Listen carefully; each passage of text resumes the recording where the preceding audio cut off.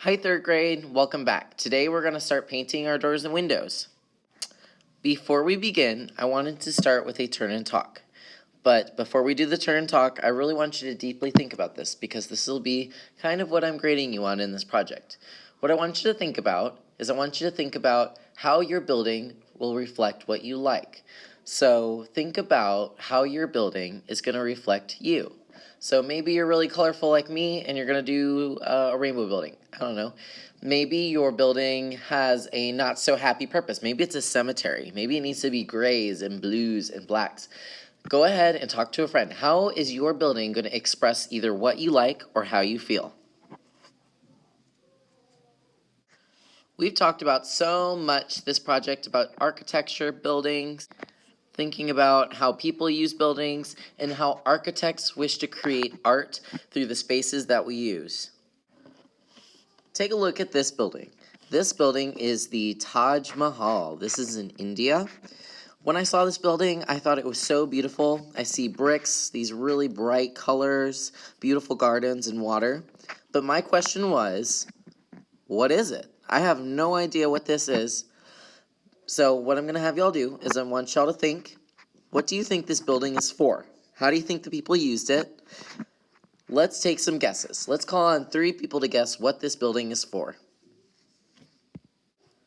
A ruler named Shah Jahan took control over this empire in 1628, so a few hundred years ago. He fell in love with a woman who he dubbed or named the most beautiful woman in the world. However, when she died, he became very sad, and he promised that he would build the most beautiful palace as her tomb. So a tomb means that she's buried here, and so is he, so they're buried side by side. But that was his promise to her, is that he would build the most spectacular palace as her tomb. So this isn't a house, it's not a mansion, it's actually a tomb out of his love for his wife. Alright, I'm going to go through directions rather fast because I want you to spend most of your time painting and not watching me talk about the painting. So you should have your building. Your name should still be visible. Try to cover it up with the paint if you can. If you can still see it, that's okay too. Today we're going to add doors and windows. I'm going to show you how I'm going to do mine, but you can do yours however you want. Hopefully you picked up paintbrush, paper towel, placemat, and building. Today, when you're ready, you're going to follow the green arrows to the green counter.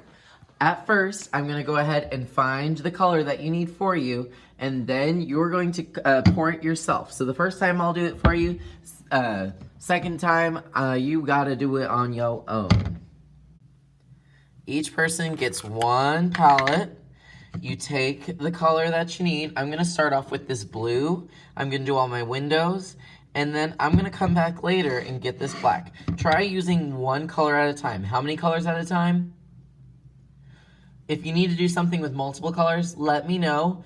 But please don't waste my paint because a lot of times people get a whole bunch of paint and then they didn't even realize that class was 5 minutes over. And all of that paint goes down the drain, literally. Once you have your paint, follow the green arrows. The green arrows are on for this project. And then you can start painting, of course, once you get to your seat. I'm going to take this blue. I'm going to draw on my windows, and then I'm going to go use the black to go over it and add some interesting details. I might even do the door blue as well. Remember, it's up to you how you want to do the color. Maybe you have red or purple windows. Totally up to you. You just got to dip. If it's too messy, maybe let it drip a little bit, and then just go for it. Now, you do not need water for this paint to work. You only need water for cleaning the brush, and I'll show you how to do that in a moment. I'm probably going to do a fast mode real quick of all my paintings so you don't have to watch the full thing, and then I will get to those little itty-bitty details. Take your time during this process. Please don't rush these little details. I also want you to leave room for a sign, so if you're having a pet store, you'll need a place to put your sign next time when we start using glue. Also, I would like at least one window on every side. So, like I said, take your time. Make this awesome, guys. I have all my windows now, so it looks like I'm done with that color. So, what you're going to do is you're going to need to clean your brush. This is when you come on over. You're going to barely turn on the water. Not fast water, slow, gentle water. Take a little cup, and you're going to fill it up basically an inch. So just hold it under the slow water for about a few seconds. That is all you need. I don't know why people like to fill these up all the way as if you're gonna like drink from the water, but all you need is just a little bit, and then take it back to your seat, of course following the green arrows. Once you have your water, if you don't already, you're gonna take it, dip, let it drip, swirl, and that should clean the brush, but it's not clean yet. You gotta dry off, you gotta dab. No, not this kind of dab, this kind of dab. Make sure all that gunk gets off the brush. So as you can see, there's still blue in those hairs. All right, so now I need some black paint. Take your paint tray, you get one per person. You're gonna come over here, find the color that you want, which was black. Take it, give it a little shake just to kind of move the paint around a little bit. Then while it's on its side, I kind of put it down the counter like this. I take my thumb, flip it over, hold it again, give it one little dot. That's really all I need. I promise, just start with a dot. If you need more, this will always be here. Please don't go up, filling up every single one. I don't like that because guess what? My paint just ends up going down the drain, literally. So now I should have enough time to add my details. So I'm gonna go back and maybe make these just a little bit more bold. Sometimes details can be the outside of a window, a doorknob. Maybe it's a house and you have a doorbell. Maybe it's a mailbox. Maybe it's a person standing by your building. Maybe it's a car. I don't know. But you will need to add some detail for this project. I want to see that you really thought about what your building could be. Again, I want you to take your time, think about these little details that you could make for your building and make sure that people understand what it's for. Now mine's gonna be an art store. I'm probably gonna put a little cardboard flag or sign or something to tell us that, you know, something's sold here. Now that I'm done, I'm gonna put my paintbrush in the water cup, give it a little swirl, swirl, swirl action, leave it there. You're gonna take your water cup, follow the green arrows, and here's the easiest part of the day.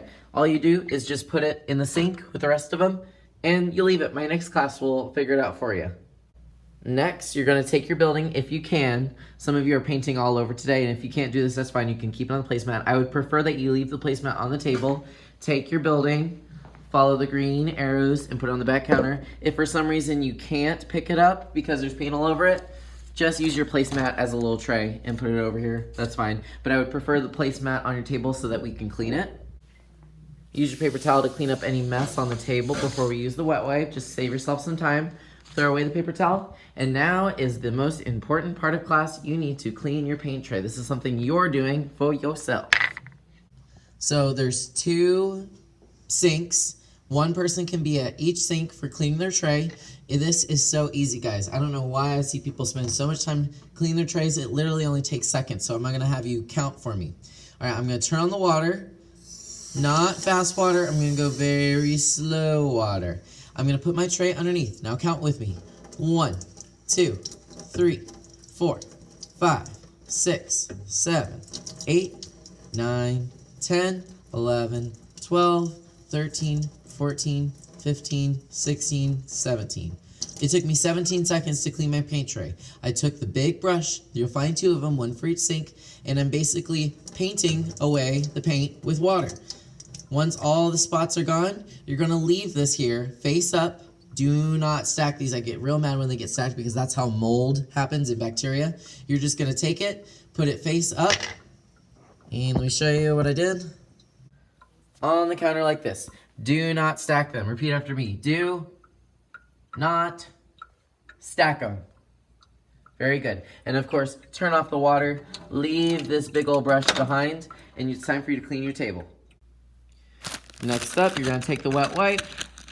You would clean your nasty fingers, clean your nasty hands, and then once your hands are clean, clean your nasty placemat. We haven't cleaned these in a while. Give it a nice good cleaning. You'll notice that it is filthy dirty. You wouldn't even realize how dirty these are.